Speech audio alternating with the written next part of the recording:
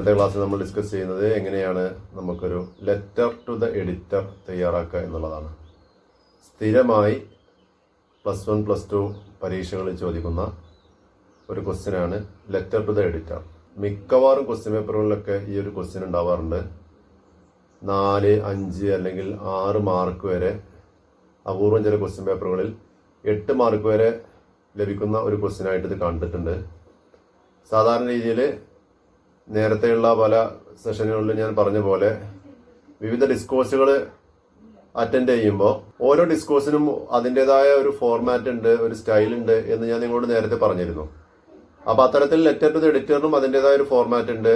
ഏതൊരു ക്വസ്റ്റ്യൻ്റെയും format keep ചെയ്യേണ്ട ഒരു ക്വസ്റ്റ്യൻ ആണെന്നുണ്ടെങ്കിൽ ആ ഒരു ഫോർമാറ്റിന് 1 മാർക്ക് അല്ലെങ്കിൽ 2 മാർക്ക് നിങ്ങൾക്ക് അതിന് തന്നെ ലഭിക്കും. അപ്പോൾ അതുകൊണ്ട് തന്നെ ഫോർമാറ്റ് പ്രത്യേകം ശ്രദ്ധിക്കേണ്ടത് തന്നെയാണ്. അപ്പോൾ അതുകൊണ്ട് ഞാൻ ഈ ഒരു സെഷനിൽ ചെയ്യുന്നത് കഴിഞ്ഞ കാല ക്വസ്റ്റ്യൻ പേപ്പറുകളിൽ നിന്നുള്ള 1-2 മോഡൽ ആൻസറുകളും അതോടൊപ്പം ക്വസ്റ്റ്യൻസും മറ്റൊരു മോഡൽ ആൻസറൊക്കെ നിങ്ങൾക്ക് പരിചയപ്പെടുത്തി തരുന്നുണ്ട്. പിന്നെ എങ്ങനെയാണ് ഒരു letter to the editor start ചെയ്യേണ്ടത്, അതിൻ്റെ ലേ ഔട്ട് എന്താണ്, അതെങ്ങനെ അവസാനിപ്പിക്കാം, അതിനിടയിൽ എന്തെല്ലാം കാര്യങ്ങൾ ഉൾപ്പെടുത്താം, എങ്ങനെ ടോപ്പിക് നമുക്ക് ഇൻട്രൊഡ്യൂസ് ചെയ്യാം എന്നുള്ള തരത്തിലുള്ള വ്യത്യസ്തങ്ങളായിട്ടുള്ള വിഷയങ്ങൾ നമ്മൾ ഈ ഒരു സെഷനിൽ ചർച്ച ചെയ്യുന്നുണ്ട്. തീർച്ചയായിട്ടും നിങ്ങൾക്ക് ഉപകരിക്കുമെന്ന് വിചാരിക്കുന്നു. എൻ്റെ വീഡിയോ നിങ്ങൾക്ക് ഇഷ്ടപ്പെട്ടെങ്കിൽ ക്ലാസ് കഴിയുന്ന മുറക്ക് ലൈക്ക് ചെയ്യുക. നിങ്ങൾ സ്ഥിരമായിട്ട് എൻ്റെ ചാനലിലെ ക്ലാസ്സുകൾ കേൾക്കുന്നവരാണെങ്കിൽ ഈ ചാനൽ സബ്സ്ക്രൈബ് ചെയ്ത് വെക്കുക. ഉപകാരപ്രദമെങ്കിൽ മറ്റു കൂട്ടുകാർക്കും ഷെയർ ചെയ്യാൻ മറക്കരുത്. അപ്പോൾ നമുക്ക് ക്ലാസ് ഡിസ്കഷനിലേക്ക് നീങ്ങാം. അപ്പോൾ നേരത്തെ നമ്മൾ ചെയ്ത പോലെ ആദ്യം ഒരു മോഡൽ ക്വസ്റ്റ്യൻ നമുക്ക് നോക്കാം. നമുക്ക് ആ ചോദ്യം ഒന്ന് പരിചയപ്പെടാം. ചോദ്യം ഇവിടെ കൊടുത്തിട്ടുണ്ട്, നിങ്ങൾക്ക് കാണാം. The recent Ockhi disaster wreaked havoc in the lives of hundreds of people in coastal Kerala. Coastal കേരളയിൽ, കേരളത്തിൻ്റെ തീരദേശ പ്രദേശങ്ങളിൽ ഓഖി ദുരന്തം നിങ്ങൾക്ക് കേട്ടിട്ടുണ്ടാവും. കാറ്റ് വീശി, ചുഴലിക്കാറ്റ് വീശി വ്യാപകമായ നാശനഷ്ടങ്ങളുണ്ടായി. The tragedy warns us that our weather forecasting technology needs to improve. ഈ ഒരു ദുരന്തം നമുക്ക് നൽകുന്ന മുന്നറിയിപ്പ് എന്താണെന്ന് ചോദിച്ചു കഴിഞ്ഞാൽ കാലാവസ്ഥാ മുന്നറിയിപ്പ് സംവിധാനങ്ങളും അതിനൊക്കെ ആധുനികവൽക്കരിക്കുകയും വളരെ അഡ്വാൻസ്ഡ് ആയിട്ട് ഉള്ള കാര്യങ്ങൾ ഉപയോഗപ്പെടുത്തുകയും ചെയ്യണം എന്നുള്ളതാണ്. Write a letter to the editor of a popular daily expressing your concern over the delay in the forecast. കാലാവസ്ഥാ പ്രവചനം വൈകുന്നതും അത് കാരണമായിട്ടുണ്ടാകുന്ന ദുരന്തങ്ങളെക്കുറിച്ചൊക്കെ ഒരു പ്രശസ്തമായിട്ടുള്ള ഏതെങ്കിലും ഒരു പത്രത്തിൻ്റെ എഡിറ്റർക്ക് കത്തയക്കാനാണ് ഇവിടെ പറഞ്ഞിരിക്കുന്നത്. And the need four better technology, നല്ലൊരു ടെക്നോളജി ഇതിൻ്റെ ആവശ്യത്തിന് വേണ്ടതും അതുപോലെ ഇതിന് സജീവമായിട്ട് ഇടപെടാൻ കഴിയുന്ന തരത്തിലുള്ള അവരുടെ സേവനം കൂടി ഇതിന് വേണം എന്നുള്ളതൊക്കെയാണ് ഇത് ഓർമ്മപ്പെടുത്തുന്നത്. അപ്പോൾ അത്തരത്തിൽ ചൂണ്ടിക്കാണിച്ചുകൊണ്ടുള്ള ഒരു ലെറ്ററാണ് തയ്യാറാക്കേണ്ടത്.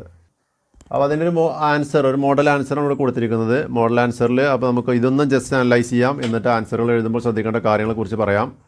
പിന്നീട് നമുക്ക് 1-2 ആൻസറുകളും പൊതുവേ ലെറ്റർ ടു ദ എഡിറ്റർ തയ്യാറാക്കുമ്പോൾ ഉപയോഗിക്കാവുന്ന സ്റ്റാർട്ടേഴ്സ്, അതുപോലെ എങ്ങനെയൊക്കെ എൻഡ് ചെയ്യാം എന്നുള്ളതിനെ കുറിച്ചൊക്കെയാണ് ഇതിൽ ഞാൻ ഇനി പറയാൻ പോകുന്നത്. അപ്പോൾ ഏതൊരു ഫോർമൽ ലെറ്ററിൻ്റെയും പോലെ ഇതിൻ്റെയും സ്റ്റൈൽ എന്ന് പറയുന്നത് ആദ്യം വേണ്ടത് ഫ്രം അഡ്രസ്സാണ്, സെൻഡേഴ്സ് അഡ്രസ്സ്. അപ്പോൾ ഇവിടെ ഫ്രം അഡ്രസ്സ് കൊടുത്തിട്ടുണ്ട്, നിതിൻ, ആക്കപ്പറമ്പിൽ ഹൗസ്, ചാലക്കുടി. പിന്നെ പ്ലേസും ഡേറ്റും റൈറ്റ് സൈഡിൽ വേണം. നിങ്ങൾ ശ്രദ്ധിച്ചിട്ടുണ്ടാവും, ചാലക്കുടി 29/10/2020. പിന്നെ ടു അഡ്രസ്സ് വേണം. ആർക്കാണ് അയക്കുന്നത്? ഒരു പ്രശസ്തമായിട്ടുള്ള പത്രത്തിന്. പൊതുവേ ആൻസർ ഷീറ്റുകളിലൊക്കെ കണ്ടുവരുന്ന പബ്ലിക് എക്സാമിൻ്റെ മൂല്യനിർണ്ണയത്തിന് പോകുമ്പോൾ കണ്ടുവരുന്നൊരു തെറ്റായിട്ടുള്ളൊരു പ്രയോഗമാണ് the editor of a popular daily എന്ന് എഴുതി വെച്ചിട്ടുണ്ടാവും, 2 എന്ന് എഴുതിയിട്ട്. അല്ലെങ്കിൽ the editor of A local news paper എന്ന് എഴുതി വെച്ചിട്ടുണ്ടാവും. അങ്ങനെയല്ല എഴുതേണ്ടത്. നിങ്ങളിത് ശ്രദ്ധിക്കുക. ദ എഡിറ്റർ, അതിൻ്റെ പങ്ക്ച്വേഷൻ മാർക്കുകൾ ശ്രദ്ധിക്കുക, അതിൻ്റെ എവിടേക്കാണ് ക്യാപിറ്റൽ ലെറ്റർ ഉപയോഗിച്ചിട്ടുള്ളത് എന്നുള്ളത് ശ്രദ്ധിക്കുക. ഇതൊക്കെ അവിടെ പ്രത്യേകം ശ്രദ്ധിക്കേണ്ട കാര്യങ്ങളാണ്. പിന്നെ the editor, the Hindu daily, അല്ലെങ്കിൽ അവിടെ മറ്റൊരു പത്രത്തിൻ്റെ പേരാണ് എഴുതേണ്ടത്, അല്ലാതെ local news paper, popular daily എന്നൊന്നും എഴുതി വെക്കരുത്. ദ ഹിന്ദു ഡെയിലി, അല്ലെങ്കിൽ the Deccan Chronicle, the New Indian express, the times of India എന്നുള്ള രീതിയിൽ വേണം എഴുതാൻ. ഏത് പത്രത്തിൻ്റെ പേര് എഴുതുമ്പോഴും ഡെഫിനിറ്റ് ആർട്ടിക്കിൾ അതിന് മുമ്പിൽ വേണം. പിന്നെ അത് പബ്ലിഷ് ചെയ്യുന്ന സ്ഥലം എവിടെയാണെങ്കിൽ അത് എറണാകുളം. ഇനി വേണ്ടത് സർ, സല്യൂട്ടേഷൻ. അത് കഴിഞ്ഞ് സബ്ജക്റ്റ്. ഇവിടുത്തെ സബ്ജക്റ്റ് എന്താണ്?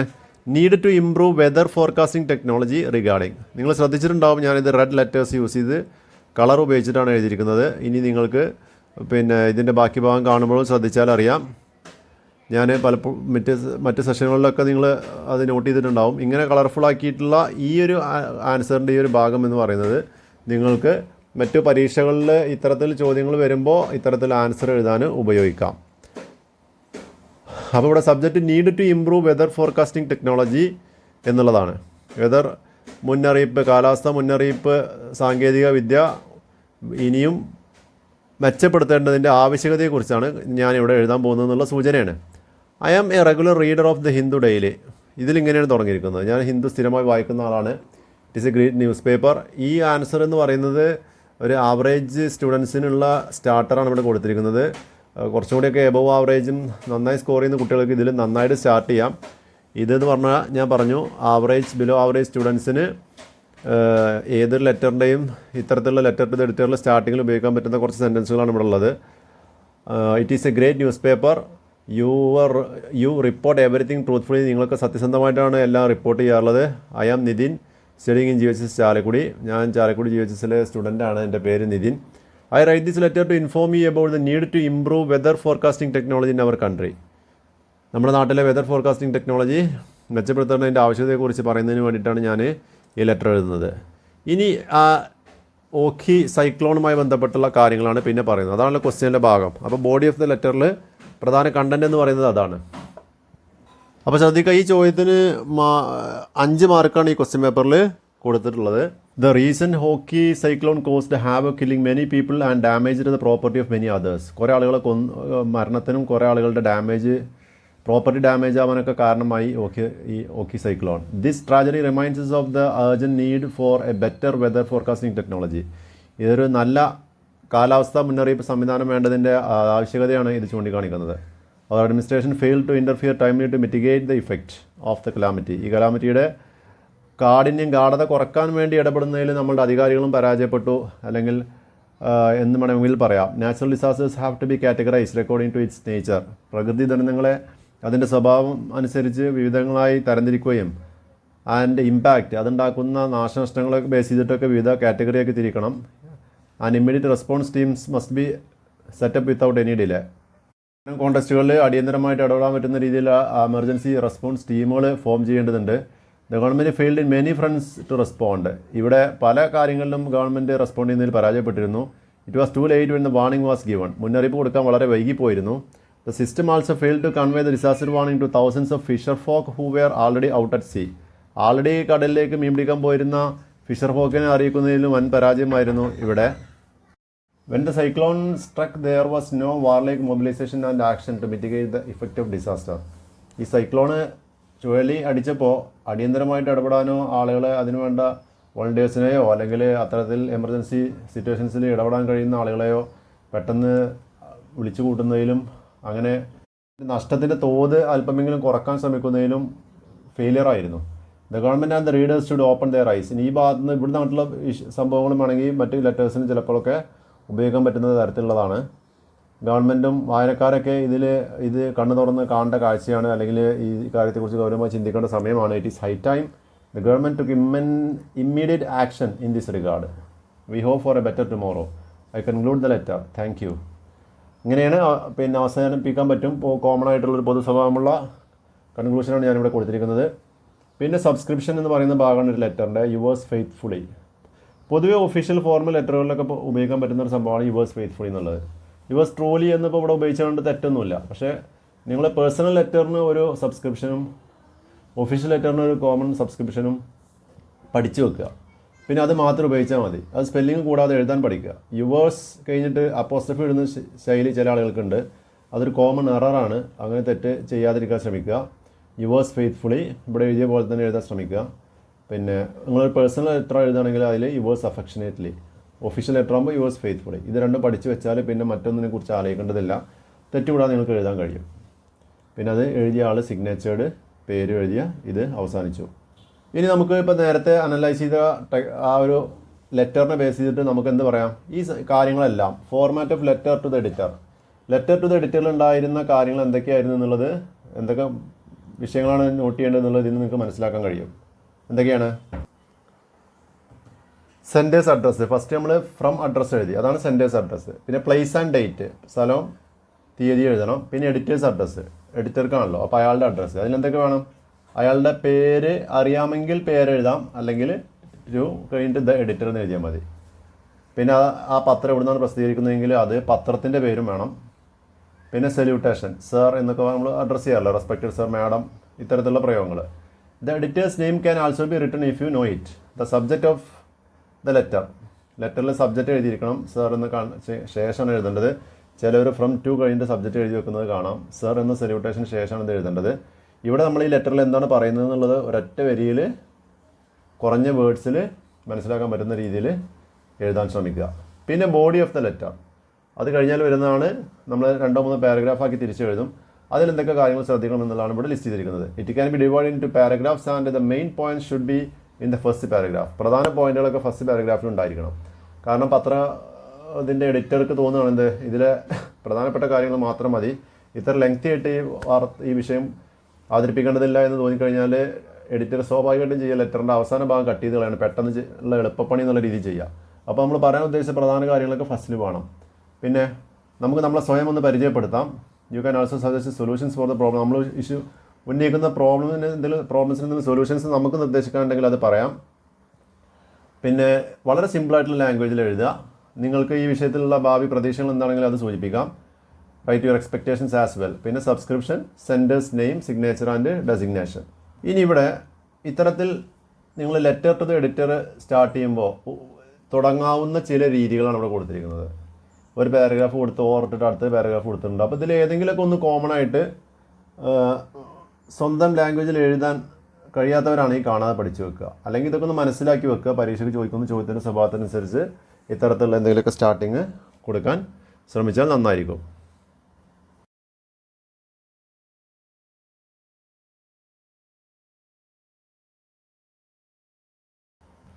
അപ്പോൾ ഇത് നിങ്ങൾക്കൊന്ന് വായിക്കാൻ വേണ്ടിയിട്ടാണ് ഞാൻ ഇങ്ങനെ ഒരു ടൈം തരുന്നത്. അപ്പോൾ ജസ്റ്റ് ഒന്ന് വായിച്ച് നോക്കുക.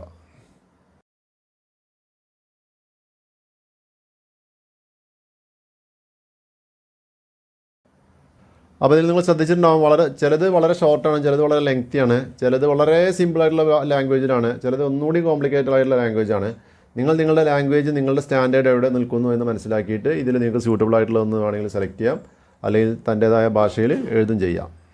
അപ്പോൾ ഇതുപോലെ നമ്മൾ ലെറ്റർ എങ്ങനെ തുടങ്ങുന്നു എന്ന് പറഞ്ഞ പോലെ തന്നെയാണ് നമുക്ക് ഇപ്പോൾ ഇതിവിടെ കാണുന്ന രീതിയിലൊക്കെ ലെറ്റേഴ്സ് നിങ്ങൾക്ക് കൺക്ലൂഡ് ചെയ്യാനും കഴിയും. അവസാന പാരഗ്രാഫിൻ്റെ അവസാനമായിട്ട് നിങ്ങൾക്ക് ഇത്തരം പോയിന്റുകൾ, ഇത്തരം സെൻറ്റൻസുകൾ കൂട്ടിച്ചേർക്കാവുന്നതാണ്. അപ്പോൾ ഇതിൽ കാണുന്ന പലതും നേരത്തെയുള്ള മോഡൽ ആൻസറിലോ ഇനി വരാൻ പോകുന്ന മോഡൽ ആൻസറുകളിലൊക്കെ നിങ്ങൾക്ക് കാണാൻ സാധിക്കും. അതുകൊണ്ട് ഇൻകോർപ്പറേറ്റ് ചെയ്തിട്ടുള്ള രീതിയിലാണ് ഞാൻ ആൻസർ തയ്യാറാക്കിയിട്ടുള്ളത്.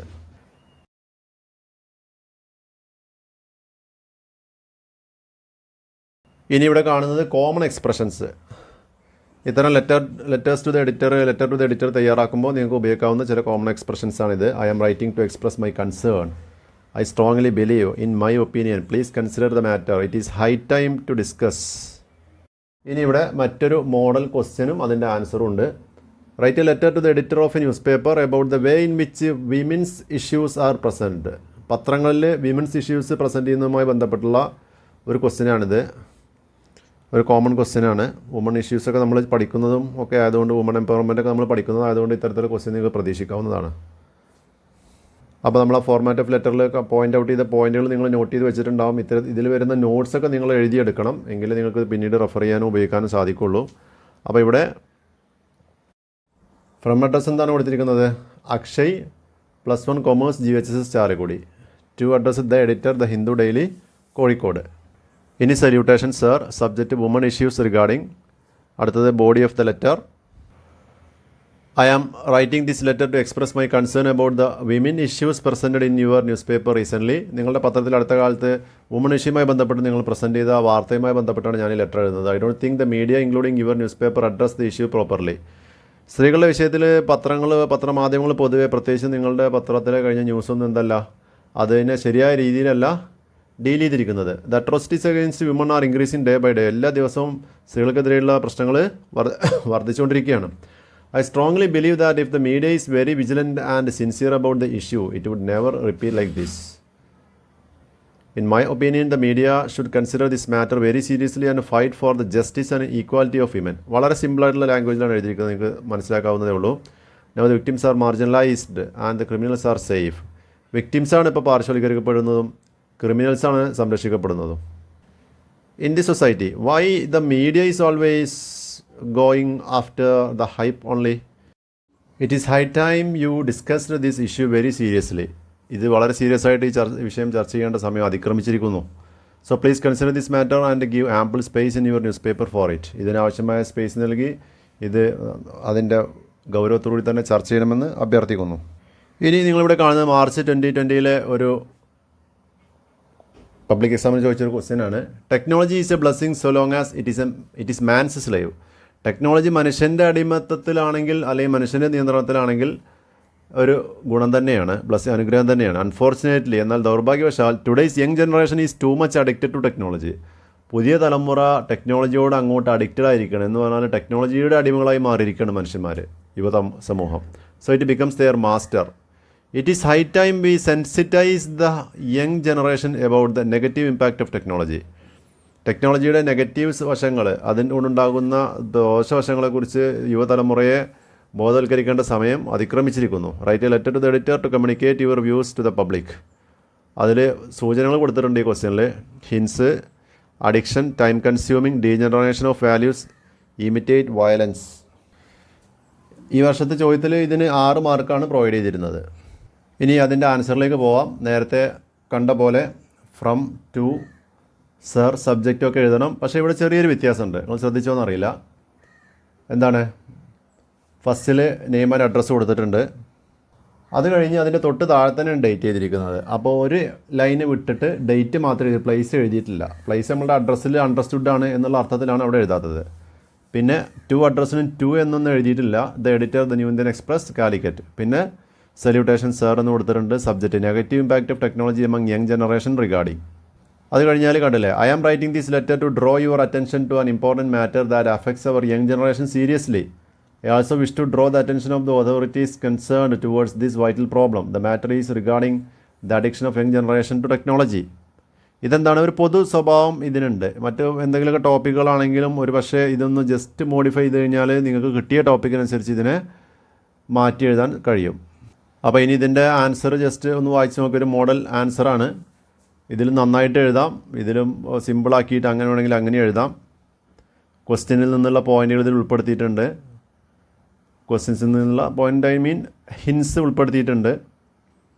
അതിനൊക്കെ ഡെവലപ്പ് ചെയ്തിട്ടുള്ള ഒരു ആൻസറാണ് ഇവിടെ കൊടുത്തിരിക്കുന്നത്.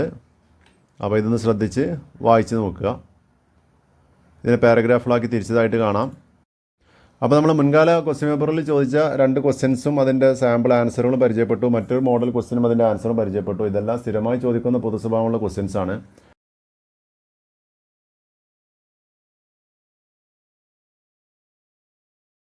അതോടൊപ്പം ഇനി 2-3 ക്വസ്റ്റ്യൻസ് കൂടി കഴിഞ്ഞ കാലങ്ങളിൽ ചോദിച്ചത് നിങ്ങൾക്കൊന്ന് പരിചയപ്പെടുത്തി തരാം. അതിൽ 2 letter to the editor letter ഫോമിൽ എഴുതാനും 1 ഇമെയിൽ ആയിട്ട് അയക്കാനുമായിരുന്നു. ഇമെയിലായിട്ട് അയക്കേണ്ടത് ഞാൻ നേരത്തെ ഫോർമൽ ലെറ്റർ എങ്ങനെ ചെയ്യേണ്ടതെന്നുള്ളത് ഒരു വീഡിയോ ചെയ്തിരുന്നു. അപ്പോൾ നിങ്ങൾക്ക് അതിൽ നോക്കിക്കഴിഞ്ഞാൽ എങ്ങനെയാണ് ഇമെയിൽ അയക്കേണ്ടത്, അത് പേഴ്സണലായിട്ട് എഴുതുമ്പോഴും പിന്നെ അതുപോലെ തന്നെ ഒഫീഷ്യലായിട്ട് എഴുതുമ്പോഴും എന്തൊക്കെ കാര്യങ്ങളാണ് ശ്രദ്ധിക്കേണ്ടത് എന്നുള്ളത്, how to write an email എന്നുള്ളതിൽ നമ്മൾ വളരെ വിശദമായി ചർച്ച ചെയ്തിട്ടുണ്ട്. മോഡൽ ആൻസേഴ്സ് അതിലുണ്ട്. അപ്പോൾ അത് കേൾക്കാത്തവരുണ്ടെങ്കിൽ ആ ക്ലാസ് ഒന്ന് കേട്ടാൽ അതിനെക്കുറിച്ച് കൂടുതൽ കൃത്യമായ ഐഡിയ കിട്ടും. അപ്പോൾ ഇവിടുത്തെ ചോദ്യം എന്ന് പറയുന്നത് ജൂലൈ 2019 ക്വസ്റ്റ്യനാണ്. The incessant rains and floods caused destruction in the month of August 2018 cannot be easily erase from memory. 2018 August ഉണ്ടായിരുന്ന ഫ്ലഡ് സിറ്റുവേഷനും അതിൻ്റെ ഭാഗമായിട്ടുണ്ടായ നാശനഷ്ടങ്ങളും ഒരിക്കലും മനസ്സിൽ നിന്ന് പെട്ടെന്ന് മായ്ച്ചു കളയാൻ പറ്റുന്ന ഒരു കാര്യമല്ല. The disaster has brought to light the need to take environment friendly measures in management and development. നമ്മളുടെ പരിതസ്ഥിതിയെ മാനേജ് ചെയ്യുന്നിടത്തും അല്ലെങ്കിൽ പരിതസ്ഥിതിയെ പരിഗണിച്ചുകൊണ്ടുള്ള രീതിയിലുള്ള ഡെവലപ്മെൻറ്റ് പ്രവർത്തനങ്ങൾ നടത്തണം എന്നുള്ളതിനെക്കുറിച്ചും അതിനെക്കുറിച്ച് ശ്രദ്ധിക്കണം എന്നുള്ളതും ഒക്കെയാണ് നമ്മളെ ഈ കാര്യങ്ങൾ ഓർമ്മിപ്പിക്കുന്നത്. ഇനി നിങ്ങൾ ചെയ്യേണ്ടത് write letter to the editor of any leading daily. ഇവിടെ ലീഡിംഗ് ഡെയിലി എന്ന് ഇവിടെ കൊടുത്തിരിക്കുന്നത്. ചിലയിടത്ത് പോപ്പുലർ ഡെയിലി എന്ന് കൊടുത്തിട്ടുണ്ടാവും, ചിലപ്പോൾ ലോക്കൽ ഡെയിലി എന്ന് കൊടുത്തിട്ടുണ്ടാവും. നിങ്ങൾ അതേപോലെ എടുത്ത് എഴുതരുത്, ഏതെങ്കിലും ഒരു പത്രത്തിൻ്റെ പേര് എഴുതുക. അപ്പോൾ അവിടേക്ക് പത്രത്തിലേക്ക് നമ്മളുടെ വ്യൂസ് എക്സ്പ്രസ് ചെയ്തുകൊണ്ടുള്ള ലെറ്റർ എഴുതാനാണ്. എന്ത് views? The ways to tackle disaster ദുരന്തങ്ങളെ നമ്മൾ എങ്ങനെ അതിജീവിക്കണം, അല്ലെങ്കിൽ അതെങ്ങനെ മാനേജ് ചെയ്യണം, അതെങ്ങനെ കൈകാര്യം ചെയ്യണം എന്ന കാര്യത്തെക്കുറിച്ച്. And the need for a more effective disaster management system. കുറച്ചുകൂടിയൊക്കെ ഫലവത്തായ രീതിയിലുള്ള ദുരന്ത സംവിധാനങ്ങൾ മാനേജ് ചെയ്യാനുള്ള സിസ്റ്റം ഇവിടെ വേണം എന്നുള്ളതിനെക്കുറിച്ച് നിങ്ങളുടെ വ്യൂസ് എന്തൊക്കെയാണെന്നുള്ളത് രേഖപ്പെടുത്താനാണ് ഇവിടെ പറഞ്ഞിരിക്കുന്നത്. ഈ ചോദ്യം 8 മാർക്കിനാണ് ചോദിച്ചിരുന്നത്.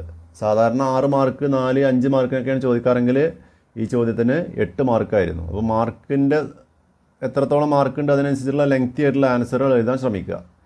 ഇനി ഇവിടെ ഞാൻ നേരത്തെ പറഞ്ഞ പോലെ ഒരു ഇമെയിൽ അയക്കാനുള്ള ചോദ്യം ഇവിടെ കാണാം. Greta in the story conceptual fruit reminds us that everything we do, every therapy, encouraging word, smile or care will make a difference in the life of differently abled children. Conceptual fruit എന്ന സ്റ്റോറിയിലെ Greta എന്ന കഥാപാത്രത്തെ നിങ്ങൾക്ക് ഓർമ്മ ഉണ്ടായിരിക്കും. ഒരു physically disabled ആയിട്ടുള്ളൊരു പെൺകുട്ടി. അത് നമ്മൾ ഓർമ്മിപ്പിക്കുന്നത് എന്താണ്? Everything we do, every therapy, നമ്മൾ ചെയ്യുന്ന എന്തൊരു കാര്യം ഇവരോട് ലൈഫിൽ ഇത്തരത്തിൽ എന്തെങ്കിലും ഡിഫറൻ്റ്ലി ഏബിൾഡ് ആയിട്ടുള്ള ഫിസിക്കൽ പ്രോബ്ലംസ് ഉള്ള ആളുകളുമായിട്ട് കുട്ടികളുമായിട്ട് നമ്മൾ ഡീൽ ചെയ്യുന്ന എന്തെല്ലാം പോസിറ്റീവ് കാര്യങ്ങളുടെ എല്ലാം എവറി തെറാപ്പി, എൻകറേജിങ് വേർഡ്, അവരെ പ്രോത്സാഹിപ്പിക്കുന്ന ഒരു വാക്കാവാം, അവരോടുള്ള ചിരിയാവാം, അവർക്ക് കൊടുക്കുന്ന ഒരു കെയർ ആയിരിക്കാം, ഒക്കെ അവരിൽ വലിയ ഡിഫറൻസ് ഉണ്ടാക്കുന്നുണ്ട് എന്നുള്ളതാണ്. പോസിറ്റീവ് എനർജി അവർക്ക് നൽകുന്നുണ്ട് എന്നുള്ളതാണ്.